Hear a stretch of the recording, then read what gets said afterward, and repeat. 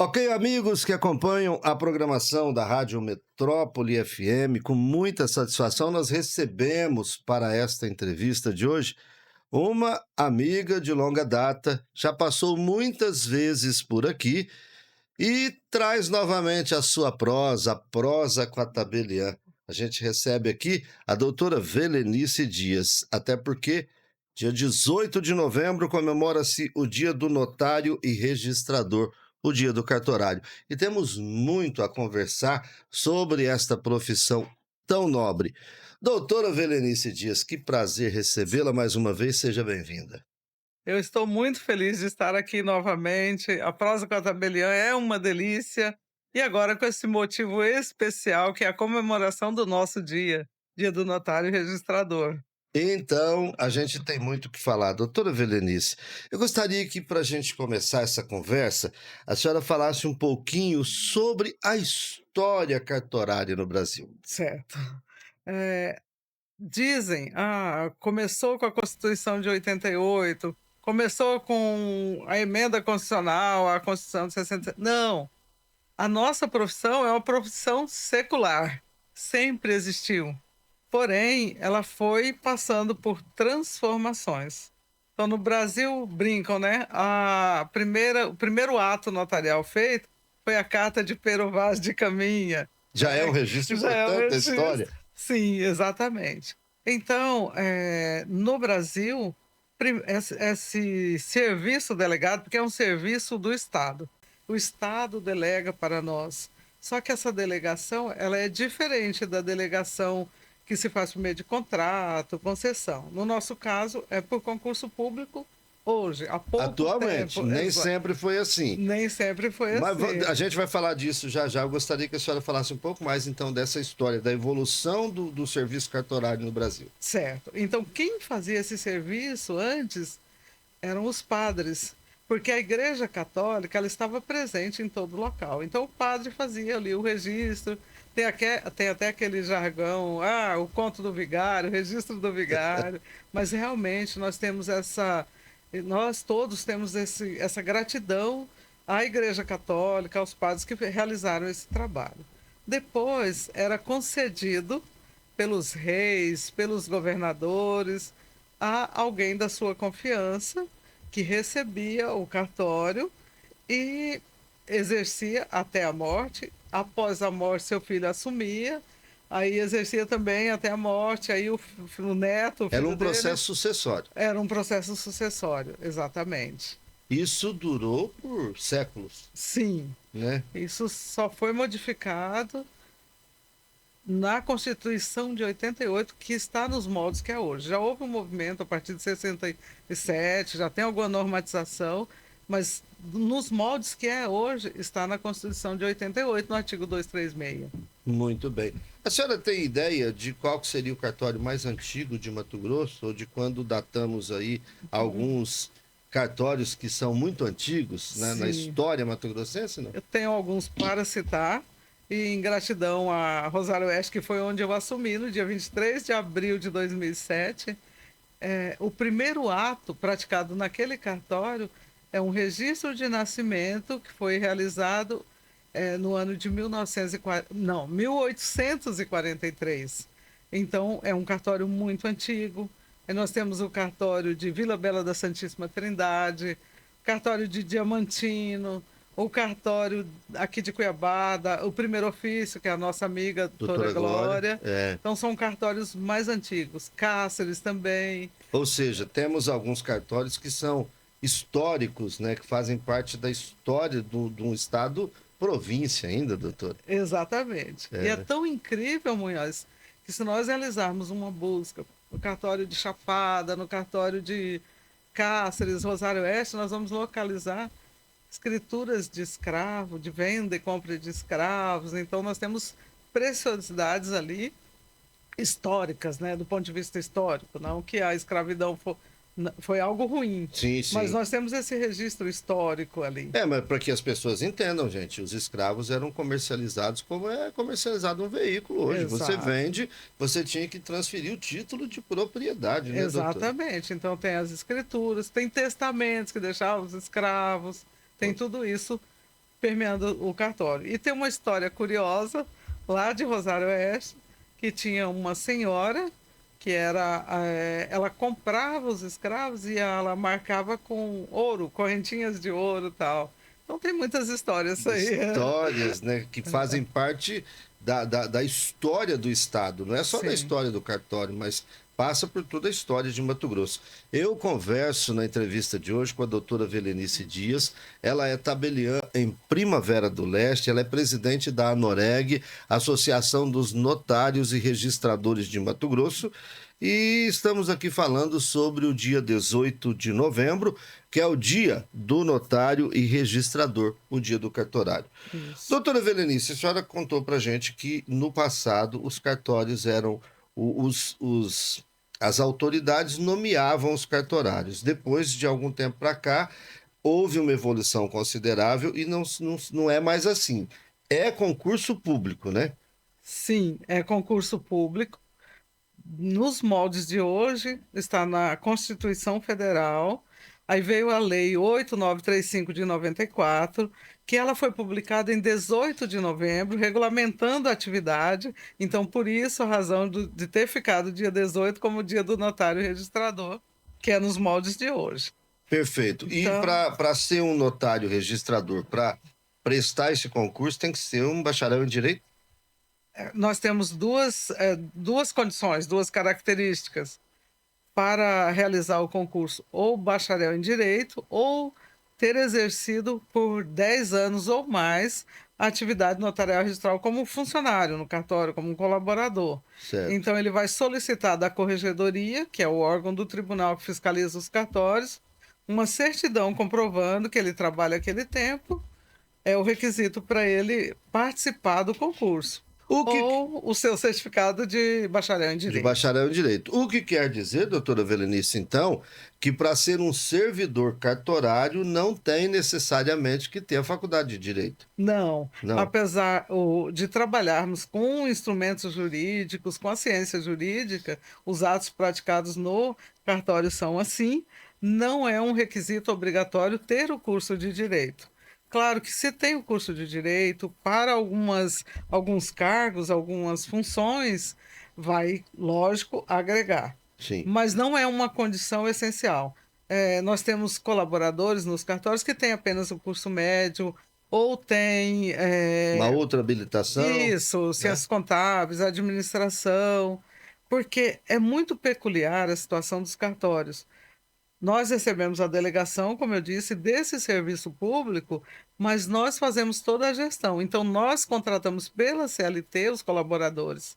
Então, nós vamos avaliar os currículos, procuramos, claro, aplicar a meritocracia. Então, a gente faz algum tipo de seletivo, cada Cada tabelião. cartório tem as suas regras. Sim, Então, o cartorário, o registrador, é por concurso público, o titular do cartório.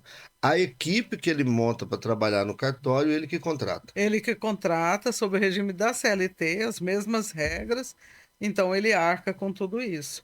Não só a equipe, que como a gente já falou, não é obrigatório que tenha um curso de direito, mas também todos os recursos tecnológicos, infraestrutura, tudo é por conta do notário ou do registrador.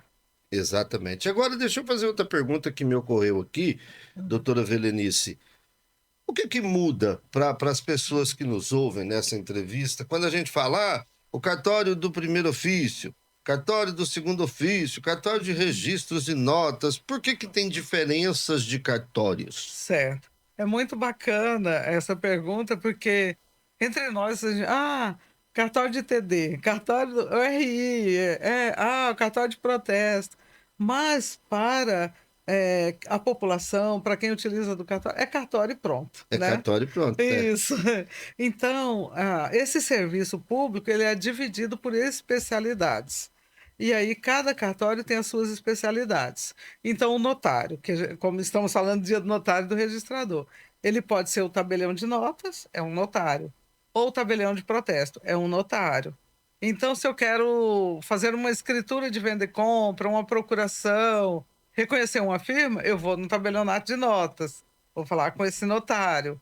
Se eu quero não receber uma dívida, quero protestar para receber, recuperar, é no tabelionato de protesto. Aí nós temos o registro de imóveis. Faz a escritura no tabelionato de notas, mas tem que registrar no registro de imóveis para ocorrer a transferência. Porque esse sistema de registro público brasileiro, ele precisa de um título, de um módulo e o registro no registro de imóveis para transferir a propriedade. Aí títulos e documentos, o registrador ele vai fazer as notificações extrajudiciais, faz registro de PET, que é algo que não é muito divulgado, às vezes as pessoas não sabem. Então, querem fazer o registro do seu PET? Pode ir aqui no primeiro ofício em Cuiabá, que a doutora Glória vai registrar. Vai se registrar um pet Sim, da mesma sim, forma que se registra uma pessoa, sim, né? exatamente. É. E são quantos tipos de cartórios? Porque no interior, às vezes, tem um, dois cartórios, né? Isso. Geralmente. É. Mas, por exemplo, na capital, igual Cuiabá, a gente tem muitos cartórios, Uhum. tem lá 5 ou 6. Certo. E aí, essa é porque tem mais de um do mesmo, do mesmo sistema de atuação? Explica pra gente. Sim, tem uma mistura aí na capital. Por quê? Quem que faz essa organização? O Código de Organização Judiciária do Estado. Então, o Tribunal de Justiça é lei de iniciativa dele. E qual que é a estrutura aqui no Mato Grosso? No interior, 2 cartórios. O cartório do segundo ofício fica o tabelião de notas, tabelião de protesto, o registrador civil das pessoas naturais, que faz nascimento, casamento, óbito, e o registrador de pessoa jurídica, onde se registram as associações, fundações. É, no primeiro ofício, nós temos títulos e documentos, que eu acabei de falar que são as notificações, e o registro de imóveis, onde, para a transferência da propriedade, para a constituição de direito real de garantia, faz-se o registro neste cartório. Essa estrutura que está no nosso código. O que, que acontece com a capital? Em razão do tamanho, da população, de ter começado lá atrás, diferente, ter passado por várias modificações. Então, aqui nós temos uma estrutura diferenciada. Então, o registro de títulos e documentos, onde você vai registrar o seu PET, fazer uma notificação, só no primeiro ofício. E aí nós temos, aqui vai até o sétimo ofício, quarto ofício tem protesto. O terceiro ofício, o registro civil das pessoas naturais. E os demais, tabelionato de notas com registro de imóveis. Então, em razão Perfeito. do tamanho da capital, Tudo isso organizado pelo Tribunal de pelo Justiça. Tribunal de Justiça. Que, Eu, aliás, Munhoz, é quem fiscaliza a atividade dos notários e registradores. Os atos por nós praticados, além de toda essa dedicação que a gente tem, estudo, aperfeiçoamento, passa também por uma revisão do juiz corregedor local, juiz diretor do foro, e também pela fiscalização da Corregedoria Geral de Justiça, para dar toda aquela segurança que as pessoas precisam que a gente forneça. Perfeito. Recebo para a entrevista de hoje a doutora Velenice Dias. Ela é tabeliã em Primavera do Leste e presidente da ANOREG Mato Grosso, Associação dos Notários e Registradores de Mato Grosso. Doutora Velenice, a gente falou, inclusive, explicando aí essa diversificação de cartórios, mas o cartório hoje ele está fazendo muitas coisas que até muito tempo não fazia. O que nós temos de novidades no serviço cartorário? Munhoz, aconteceu uma revolução muito grande na atividade notarial registral, nos cartórios. Então, nós vamos lembrar lá atrás, em 1800 e alguma coisa, eu falei lá de Rosário Oeste. Então, nós tínhamos aqueles livros grandes, que era feito tudo manuscrito. Hoje, tudo é eletrônico. Esse processo começou na pandemia, mas ele continua. Então, hoje, as pessoas podem solicitar das suas casas, dos seus escritórios, certidão de qualquer lugar do Brasil. Tem uma Central Nacional dos Registradores Civis. As pessoas podem assinar as escrituras. Ah, eu estou viajando, não tem problema. Assina eletronicamente. O tabelião vai fazer uma videoconferência para identificar se é realmente aquelas, se são aquelas partes, para prevenir toda e qualquer fraude.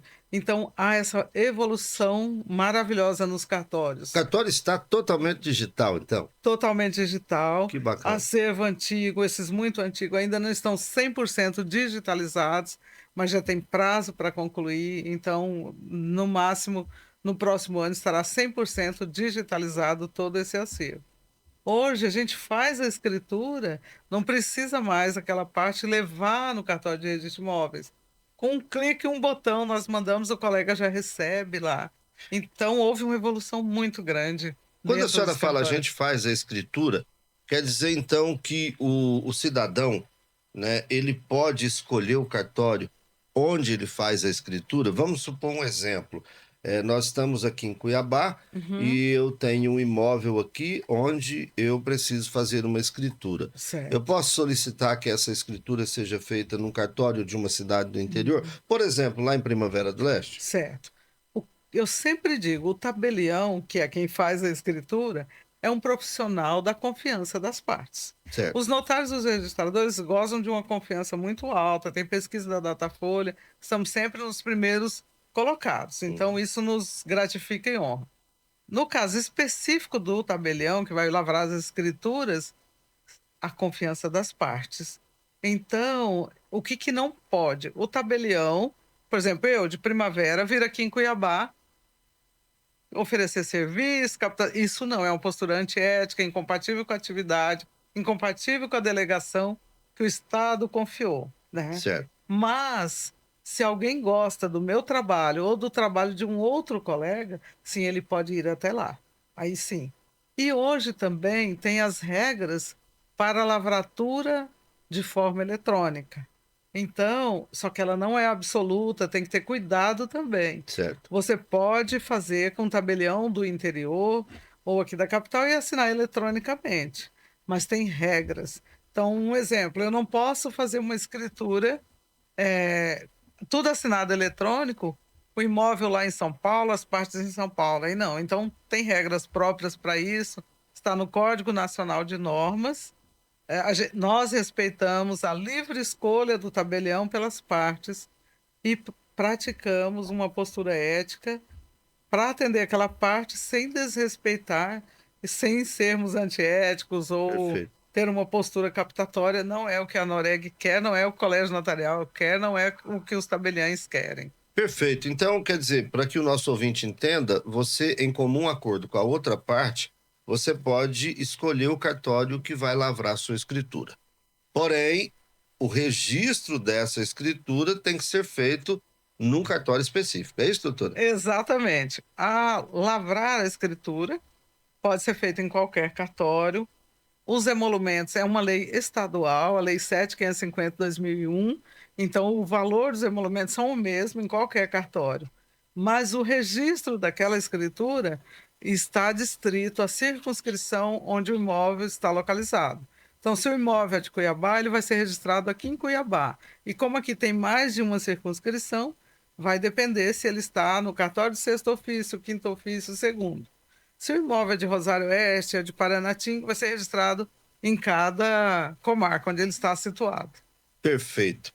Conversando aqui com a doutora Velenice Dias, ela é a presidente da ANOREG, Associação Nacional dos Notários e Registradores aqui em Mato Grosso, ela é tabeliã em Primavera do Leste, e esta entrevista é por ocasião de uma data especial, 18 de novembro, Dia do Notário e Registrador, também conhecido como cartorário.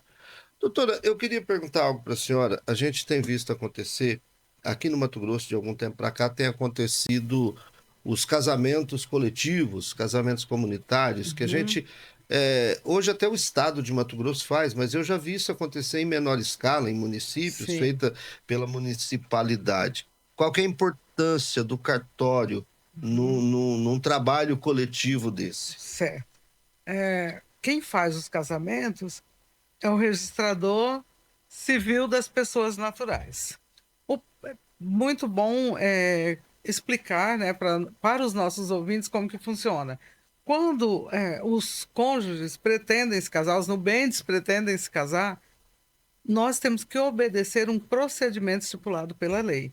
Então, é um procedimento solene que, se nós não obedecermos, aquele casamento é nulo.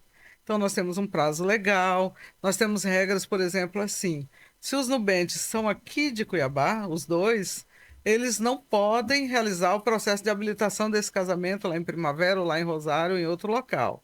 Mas após realizado o processo de habilitação, eles recebem uma certidão que eles estão habilitados a se casar e tem o prazo de 90 dias. Dentro desse prazo, eles podem escolher qualquer cartório do Brasil para a celebração do casamento. Então, é uma informação que às vezes as pessoas não sabem. Mas o processo de habilitação tem regra, é atrelado ao domicílio dos nubentes. E esse processo de habilitação, então, eles têm que apresentar os documentos exigidos pelas leis, tem que indicar quem são as testemunhas, ele vai dizer, olha, queremos casar no regime tal. Então, nós temos que analisar o estado civil daquelas partes. São solteiros? É viúvo? É divorciado? E tudo isso tem reflexo no processo de habilitação. Esse processo de habilitação ele tem um custo, está na tabela de emolumentos. A celebração do casamento é gratuita. Então, ele recebe, nós realizamos a celebração junto com o juiz de paz e ele leva a certidão de que estão casados. Perfeito. Mas aí, quando a gente fala de um casamento coletivo, e às vezes o Estado faz, é de forma gratuita. Certo. Para quem fica o ônus disso? Porque a gratuidade não é para todo mundo. Algumas pessoas é que têm o direito, não é isso? Sim, Pessoas de baixo poder aquisitivo, isso. de pouca condição financeira, têm essa gratuidade? Tem. É contemplada na lei, basta a pessoa declarar que ela não tem condições de arcar com os custos, nós vamos praticar o ato, sim. E essa celebração do casamento, ela é toda custeada pelos cartorários, pelos Então tem registradores um de grande serviços. serviço social aí feito pelo cartório, Tem, os né? municípios fazem, o próprio estado faz, e qual que é o que a gente procura equilibrar? Como nós custeamos tudo isso, então se eu tenho um cartório pequeno, que o habitual é fazer 10 casamentos por mês, 50, e ele vai fazer 300, então em pouco tempo, ele vai ter que pagar hora extra para aquele colaborador, vai ter mais gastos com papel de certidão, energia e tudo mais. Então, há um custo elevado que a gente procura equilibrar, dialogar com os municípios, com o Estado, para que não onere demais aquilo. Mas os cartórios não se recusam a fazer, eles fazem, até porque esse ato ele vai conceder uma cidadania para aquele casal. Às vezes eles somam as rendas para fazer um financiamento de uma casa própria. Então, regularizam aquela situação. Embora a lei contemple quem está em união estável, o casamento ele dá uma segurança maior, sim, ainda no Brasil. Então é gratificante participar de tudo isso. É O direito que- à cidadania, né, doutor? Exatamente. Doutora, para a gente fechar, o nosso tempo aqui já está indo embora. Uhum. Eu soube de algo novo que eu não sabia e eu gostaria que a senhora explicasse o que é uma conta notarial, que praticamente para mim é novidade. Então, eu imagino que muita gente não saiba o que é. Certo. Me permita, já que você falou que já estamos indo embora, antes de falar da conta, eu só queria contar para você e para os nossos ouvintes, já falo nossos, Claro, fica à vontade. São. nossos, nossos ouvintes, que os cartórios do Brasil e de Mato Grosso, eles agora estão aptos a acolher a tua vontade de deixar registrado que você quer doar um órgão para alguém. Então, isso pode salvar vidas. Olha, Sim, isso é uma grande novidade. uma grande Então, novidade. eu posso fazer um registro em cartório que eu sou um doador. Exatamente, Né? no Porque cartório muitas de vezes notas. depende da família, a família autoriza, não autoriza, aquela coisa. Eu Isso. posso manifestar o meu desejo em vida. Pode manifestar o desejo em vida, aquilo fica registrado no nosso acervo. Tudo isso, todo esse trabalho foi construído e homologado pelo Conselho Nacional de Justiça. Há um trabalho de conscientização dos hospitais. Olha, vamos acessar a plataforma do Colégio Notarial, dos cartórios, homologado pelo CNJ. Então, é algo sério, que ajuda até na prevenção de fraudes nessa E área, como? que a E gente sabe como? que tem muito, e é um respeito à minha vontade de doar e estarei salvando uma vida, duas vidas. Então, esse trabalho é feito, procure cartório de notas da sua cidade, da sua confiança, que é feito isso. Que bacana, viu? Muito bom, Novidade né? muito boa, doutora. Pois é. E a conta notarial, que você me perguntou, Munhoz, também é uma novidade. Isso não existia no país, temos essa autorização e já está em vigor. Como funciona a conta notarial? E aí, com a intermediação dos tabeliães de notas, vai no cartório de notas. Você está fazendo uma negociação, você não quer perder aquele negócio, mas você também não quer pagar antecipadamente, fica inseguro, né? Então, você conta agora com aquela confiança que você já tinha do tabelião, uma conta específica, aberta somente para essa finalidade, também com autorização do Conselho Nacional de Justiça. A pessoa deposita naquela conta e o tabelião vai fazendo a gestão daquilo. Quando todas as condições daquele negócio estiverem cumpridas, está de acordo com a vontade do vendedor, do comprador, ele vai formalizar o ato e transferir o dinheiro para o vendedor. Então também é uma novidade muito bacana, mais um serviço à disposição da população, Que garantindo perfeito, hein? segurança. Para que você entenda, ouvinte, você está comprando um imóvel, mas o documento do imóvel não está totalmente liberado. E você fez a negociação com o vendedor, mas você não tem a segurança e a garantia do documento daquele imóvel ainda. Então, você vai no cartório, efetiva aquele acordo, o valor do imóvel é depositado no cartório e fica pendente de passar para o vendedor quando ele concluir a documentação e fazer a transferência para você. É segurança para ambas as partes, né, doutora? Para ambas as partes, exatamente. Não é só para quem está vendendo ou para quem está comprando. As duas partes se sentem seguras, tranquilas e outra coisa, Munhoz, muito importante para a população. Esse valor é depositado nessa conta e o tabelião não pode mexer, é proibido. Não mistura com o dinheiro do Do tabelião, cartório, fica ali separado sob fiscalização também do Tribunal de Justiça, da Corregedoria. perfeito. Doutora Velenice Dias, que honra recebê-la para esse bate-papo, para essa entrevista, num dia tão especial. Há muito o que comemorar? Há muito o que comemorar. É muito gratificante ver essa evolução que nós conversamos hoje. Tudo manual, difícil, e hoje tudo simultâneo, tudo conectado, com novos serviços, possibilidade de doação, igual acabamos de falar de órgãos. Sim, Está no final do ano, também é possível fazer nos cartórios, autorização eletrônica de viagem para os filhos, apostilamento, tem muita coisa. Então, vamos conversar em outras oportunidades, porque tem muito para falar dessa atividade que muito nos honra, que tem a confiança da população e nós trabalhamos exatamente para isso, para que cada vez mais aquela pessoa que procura o cartório se sinta seguro, confiante, num ambiente agradável, respeitando a acessibilidade, todos os direitos das pessoas que precisam desses serviços. perfeito. E eu posso desejar um feliz dia do notário e do registrador para meus colegas? Claro, com certeza. Então eu desejo um feliz dia do notário e do registrador, que a gente comemore muito, que Deus nos abençoe para que a gente cumpra essa missão, porque eu entendo que é uma missão trabalhar com tudo isso que eu amo. Doutora, muito obrigado por aceitar o convite, vir bater esse papo conosco. Eu espero que a gente tenha muitas outras oportunidades de estar falando aos nossos ouvintes. Que bom. Tá bem. Recebi para a entrevista de hoje a presidente da ANOREG, Associação dos Notários e Registradores de Mato Grosso, a tabeliã em Primavera do Leste, doutora Velenice Dias.